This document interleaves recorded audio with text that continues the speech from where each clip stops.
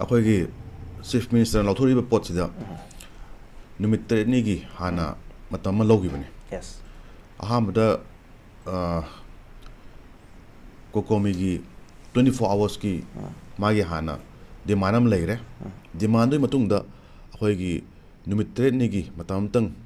PU हाइना लेंगा के market की लाकपदगी अखोइ मतम नुंगरांग लोइबने अदुदा एनआई दा सिनरे अदगी मतम खा मतुंगदा फारनी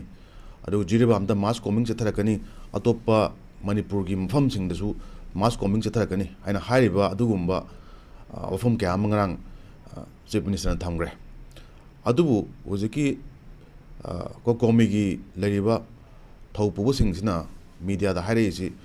अखोइना हाइबा अखोइना पामजरी पोट खुदिमक्तुदी डिमांड फंगदे हाइना हाइबनी सीएम ना सोमदा हाइ डिमांड सिंग अयाम लोइनमक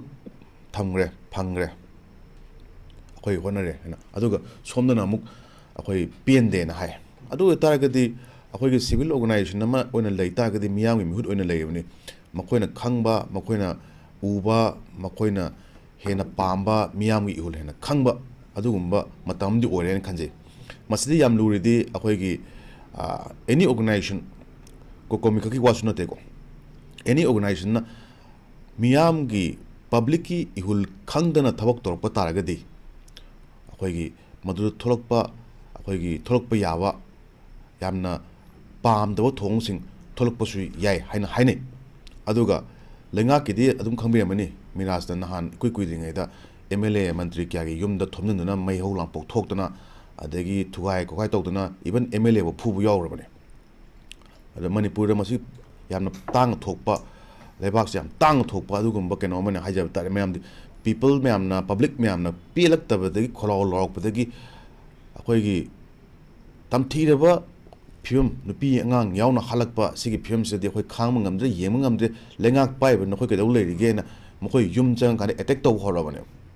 अदुबु हुजिक लेरि फिल्म सिददि पब्लिक का गवर्नमेंट की वारिने गवर्नमेंट तोय खुदिमक अखोइ पब्लिक न यारब्रा यादब्रा अदु गवर्नमेंट न तोय थबक कइनो हाबो क्वेश्चन दि वाइन गवर्नमेंट की मथौ जि कइनो हाबो क्वेश्चन दि वाइन एनआई दा सिनबा खक्ति गवर्नमेंट की थबक नत्ते एनआई ना पाखत म्याम म्याम ले अदु गवर्नमेंट की मथौदी मागी लेरिबा मियाम की पुंसी अमदि मियाम की लंथुम अदु मतिक चाना ngakpa मथौ ताय अदु ngakpa ngamdra kan da अखोइगी मी सिगा कानसिदा कोने एनआई की एमा इन्वेस्टिगेशन तौरनी अदु तौरनी अदा तौरनी इन्वेस्टिगेशन कइम तम करम कान लोइदोरिगे ngasi loidoriba tham changdoriba sahim changdoriba sahi mani nga changdoriba natraga irang si leiringe kuding akhoi NI ge investigation adum chatodoriba natraga NI na paiba investigation da adugi haiba investigation da khwai chaw investigation la khoina pauta jai manipur da NI ge court am linkakani CBI court am linkakani na pauta masi taseng linkat ta ga di linkat paiba di saba semani ko laiti haibante but tangai phadana thammani haiba sem saba horni na haibani madu oita ga di manipur cha thak toy lila sing akhoi gi film sing se NI gi su CBI gi su ED gi su manipur hujik le film sida yam haktheng na mong da akhoi gi thabak cha thak dore haibani hujik on the ground da le se yam da lising mar phu de na mafunga 85 to 90 mai le ngam rain khalen khamala troops military am de paramilitary police force yong na ko sigi sida akhoi gi manipur gi le ba peripheral area sida low ubugumba adagi jiri bamdabu oire khulai payo myam village volunteer su leri masi gi sibu ngak pangam disi kari maram gi no sine maina hangning isne myam gi punchi ngak pangam disi kari gi no khwai multi adu na traba ko na mi sire kan de investigation tawni na traga khoi gi compensation pi ne haidu di sibina mangje ru ta dro last adu ta gi hinging ngai sida akhoi taseng na mi sigi bi sigre ko akhoi myam sida mai khang mathak mai akhoi gi thammai mong ji thammi ba khoi jibu taseng na har kan di justice to crime no hangye justice se akhoi gi only crime sa thab kang khota gi wara but as a state manipur as a state government as a responsible government thawak to dri kai manam gi nga ki sidis the face wash tor kan de si yani adu to ada to ni natraga nga ki pe na wa akhoi gi lip keno hai ta ni service khara pi de kan sida miam them ni haibe potudi matam khara yabadi yai adubu congress ki ngarang hai gibne kuina chatloi akhoi gi dictator ki lengak ti democratic oiba mong am kuina chatloi masi gi numita kani haina akhoi gi congress ki from CM amadi MLA okram ibobina ngarang haiduneba amam hai kan aduna lani pointi nga ke ta state to nga piro phajana gyan ta nga piro lenga nga panga moida ta gari thadok piyo no jik khoi gi BJP manung da gisu including khoi gi minister yauna kholaw mayam lawri site aduna haibudi state to su yadre na haibudi okay tasoba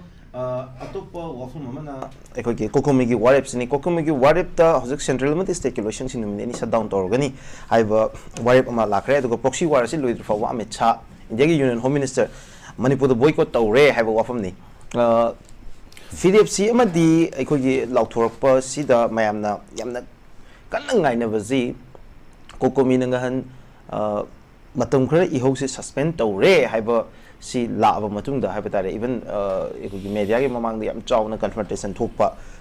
ekoi gi nupi myam ga maduma yamna phong ure madugi makha tarakpada ekoi gi social media da netizens myamna ekoi gi kokomi gi troll tawba khotpa myam khak thengni tawbutabu kokomi si manipur gi khwadi gi chawba apex body myam gi apunba body ma oina leiba coordinating body ma oina leiraga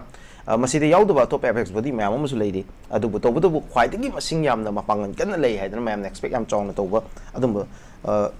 apex kari mu di ori apex myam gi coordinating body mu di ori matang sida mayam na ngaina ba kokomina karam wari ama lor ka de after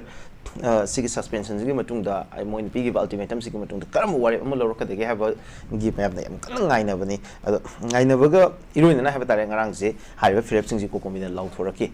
masimak na ha ba tare kokomina amuk hana miyam da magi hanagi leiriba thajaba mayam do amuk hana phangna bu khona bada yam chawna achoba maram mu oigani na khanbra ta choba kama yingbi amsagi di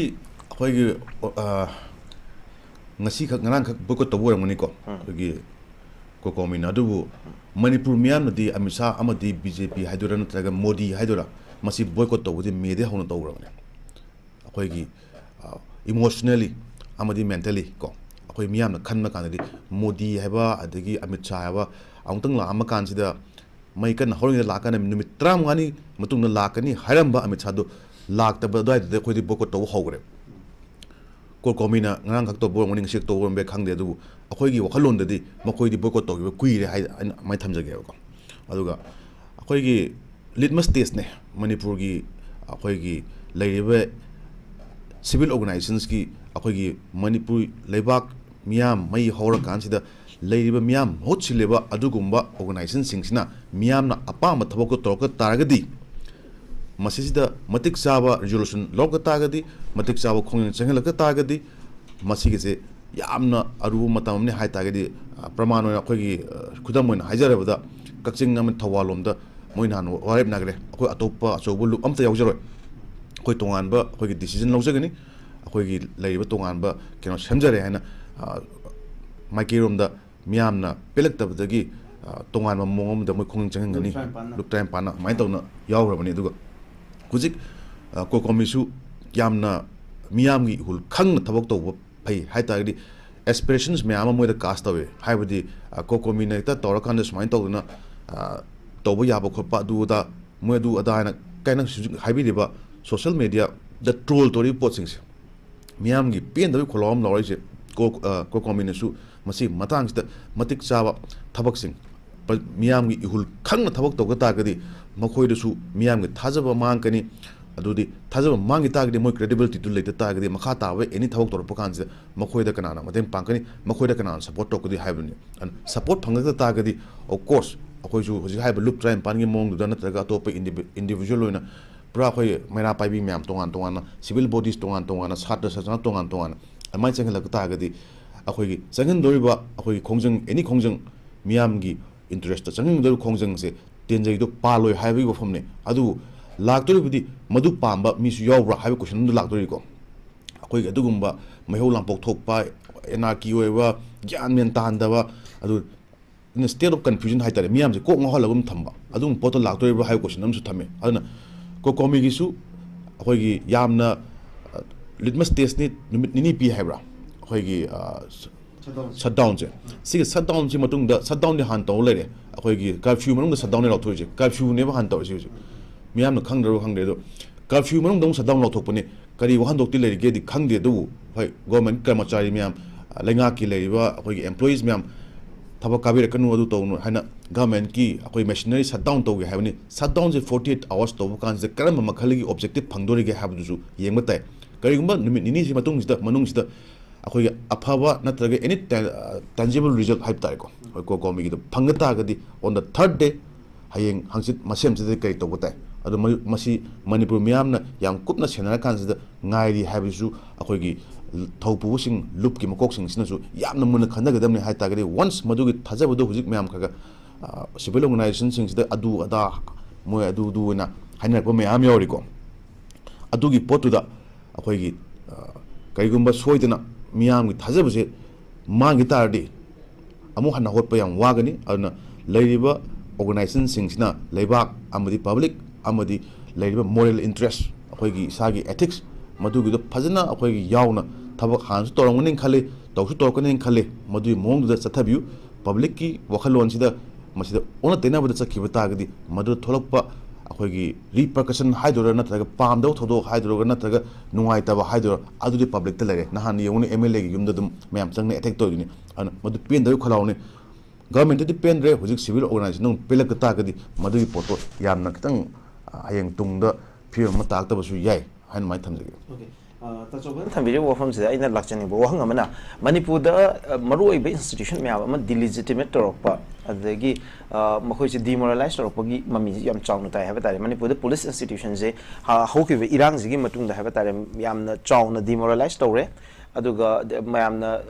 डिलेजिट यामना उसिथोइदना यामना कइसु लेतना अखोगी police force से खलकपदगी मणिपुर द law and order से लाक्सन बदे याम chown अवाब मयोकनरी हबे तारे हजिक तोंगान तोंगान मतम की ओइना पुलिस की मणिपुर पुलिस की नत्रगना सेक्युरिटी फोर्सेस की साइड की ह्यूमन राइट्स वायलेशन की केस मैम तोंगान लेरगा स्टेट में की लॉ एंड ऑर्डर मेंटेन तोनो बुहोना बदा लेबाक से तंगु लेताना लेना बुहोना बदा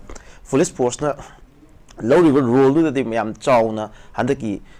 इरांग से चैथेंग पीरी मदु चमानब ममी सिविल सोसाइटी की रोल ममी तारकपसिने ताजौबा हौजिक सिविल सोसाइटी सिदा मयामना थाजब थमक्तबा अमसुम मयामगी सपोर्ट वालकपा हाइबसिना हंदकमक लाखिबा याम चाउबा इहौसी none of the civil society involve मतंगदुदा अखोगी